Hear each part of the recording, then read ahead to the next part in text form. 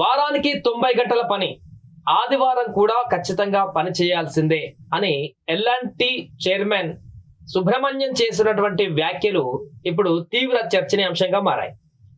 ఆదివారం పూట ఇంకా భార్యను చూస్తే ఏముంటారు, వచ్చి ఆఫీసులో పని చేయండి, భార్యలను ఆ విధంగా ఒప్పియండి అంటూ ఆయన చేసినటువంటి వ్యాఖ్యల పట్ల ప్రముఖులందరూ కూడా రియాక్ట్ అవుతున్నారు. తాజాగా హీరోయిన్ దీపికా పదుకొనే కూడా ఈ అంశానికి సంబంధించి కొంచెం ఘాటుగానే స్పందించారు.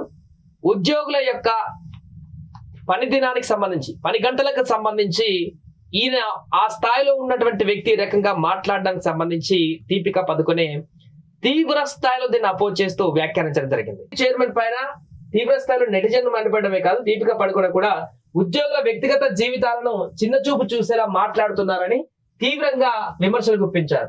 ఎల్ఎన్టీ సుబ్రహ్మణ్యం చేసిన వివాదాస్పద వ్యాఖ్యలను బాలీవుడ్ నటి దీపికా పదుకొనే కూడా తీవ్రంగా ఖండించారు.